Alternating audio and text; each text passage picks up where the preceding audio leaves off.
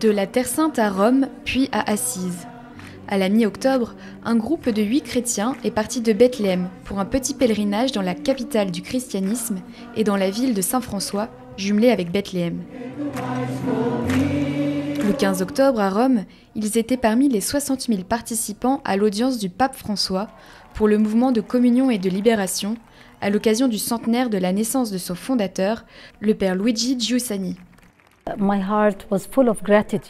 Mon cœur était plein de gratitude. Nous n'avons pas seulement célébré le 100e anniversaire de la naissance du père Giussani, mais aussi la façon dont nos vies ont changé.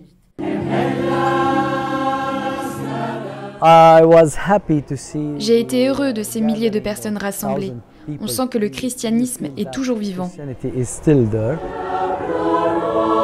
Odna et Mariam viennent de la Terre Sainte, et en particulier du musée Terra Sancta. Elles sont au musée du Vatican pour un stage.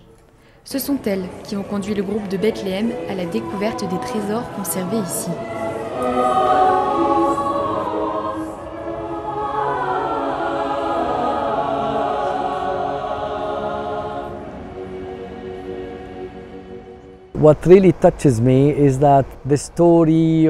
Ce qui me touche vraiment, c'est que l'histoire des évangiles continue.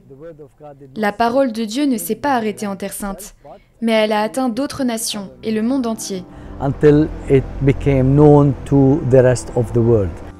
Le lendemain, le petit groupe s'est arrêté à Assise. Aucun membre ne s'y était rendu auparavant, même si la ville et Saint-François ont un lien particulier avec la Terre Sainte et Bethléem. À tel point qu'ils ont été reçus par le président du conseil municipal dans la salle de la conciliation, un nom plus que symbolique. Mon père, Hanna Nasser, a été maire de Bethléem. C'est lui qui a signé le jumelage entre Assise et Bethléem. Et donc, après toutes ces années, je suis ici pour visiter ces endroits dont il nous a toujours parlé. Frère Andrea, avec quelques autres franciscains, a guidé le groupe à travers les lieux qui ont marqué la vie de Saint François. La petite église de San Damiano, la basilique de Santa Chiara, où est conservé le crucifix de San Damiano, l'ermitage des prisons, la basilique de San Francesco et la portioncule de Sainte Marie des Anges. L'épisode où François se déshabille devant son père pour suivre l'appel de Dieu est celui qui a le plus interpellé les pèlerins. Il a voulu se dépouiller de tout, même si d'autres personnes le regardaient. Il était sans vêtements. Cette idée représente toute l'expérience de notre religion.